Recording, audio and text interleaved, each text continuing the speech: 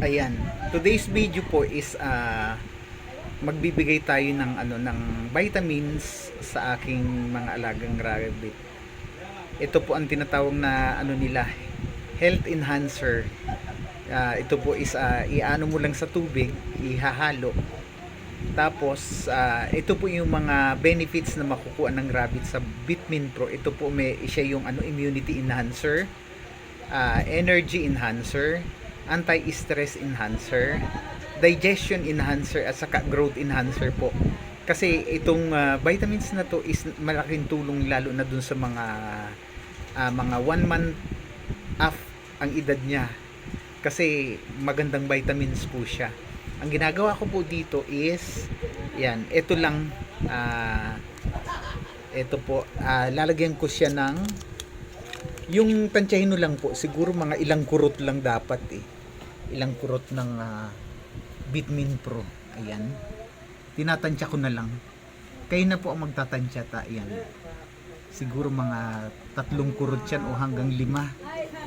Tapos nilalagyan ko po siya ng sugar kasi po isa pa rin sa mas na gugustuhan ng mga rabbit yung sugar, yung medyo konting tamis kasi hindi po siguro sa panlasa nila is parang hindi siya masyadong masarap inumin kasi nga parang may kakaibang lasa itong vitamins na to.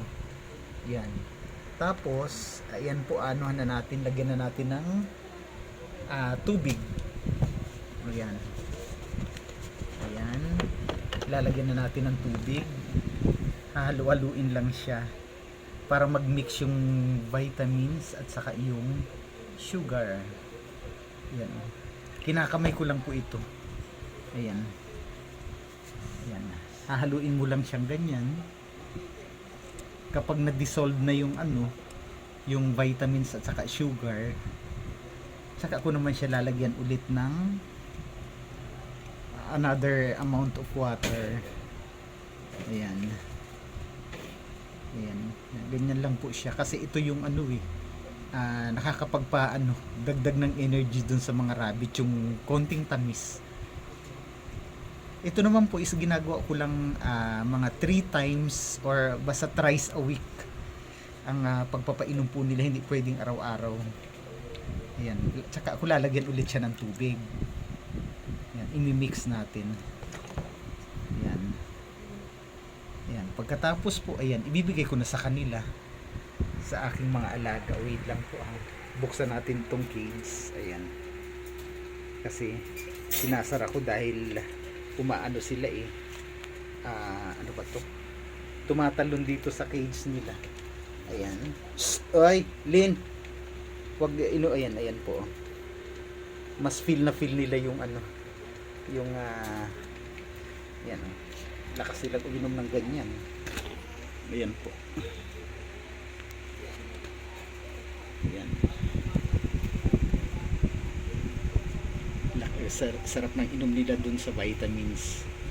Yan po hindi niya tinitigilan hanggang di nauubos yung hanggang di nauubos yung vitamins na nilagay ko. Ayan. Yan po yung isa sa mga tips para mas gumanda at maging healthy yung inyong alagang rabbit. Yan. Yan, ganyan ang ginagawa ko.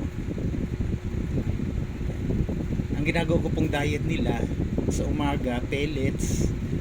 Pagdating ng mga 12 ng tanghali, damo or gulay ang binibigay ko hanggang gabi.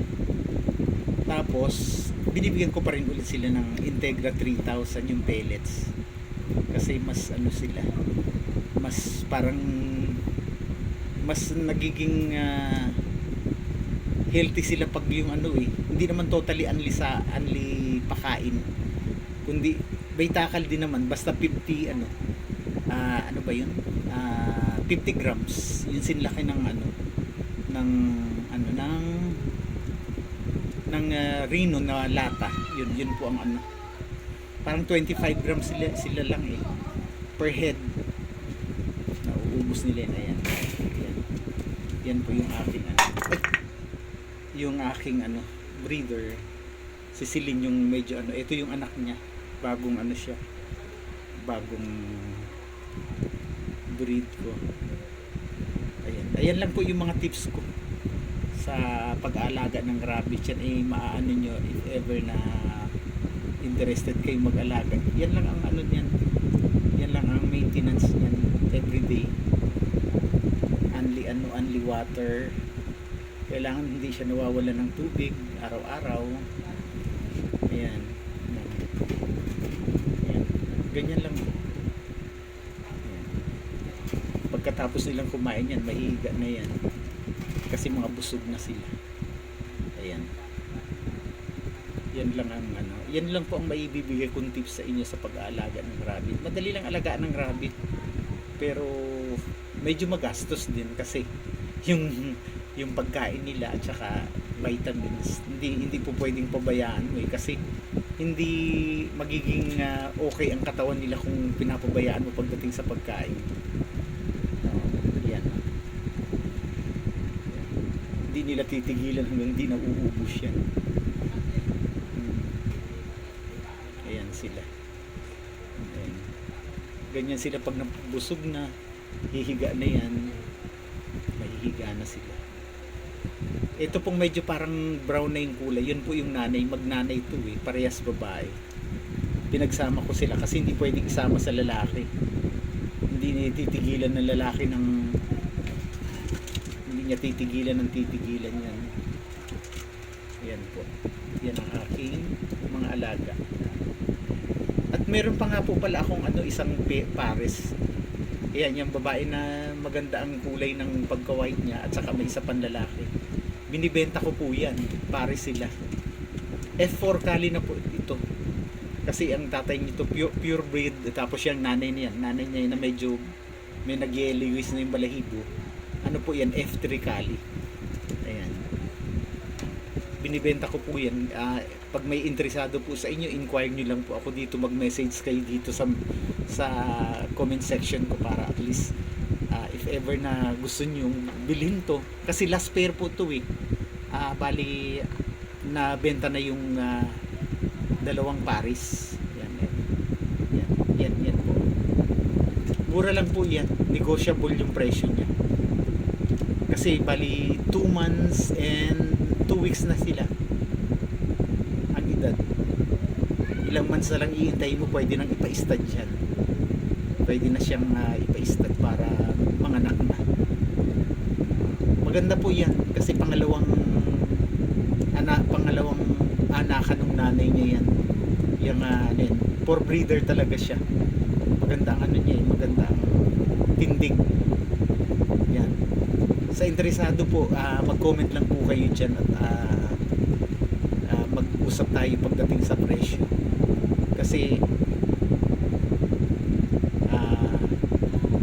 medyo na po yan medyo marami na rin ang pinakain ko kaya medyo pag ganyan ang edad magbabago ng presyo. Ayan. Malaki yan. Siguro baka mga 2 kilos ng mahigit yan. Ayan. Malaki niya. Saka talagang yan, support ako masyado dito sa mga alaga ko. Spoil to sa akin. Ayan. Ayan. Shhh. Ayan po sila. Ganun po lang ang aking mga simpleng tips sa inyo at please subscribe my channel Mix Larga Vlog. Mix pong ang aking mga wala pa tayong charity kaya dito muna tayo, medyo busy ako sa aking mga ibang racket. Maraming salamat po at paki-share na lang, like at watch niyo po yung mga video ko. Maraming salamat po sa mga nakaka-appreciate ng mga ginagawa kong video. Salamat po sa inyo at magandang gabi sa inyo lahat.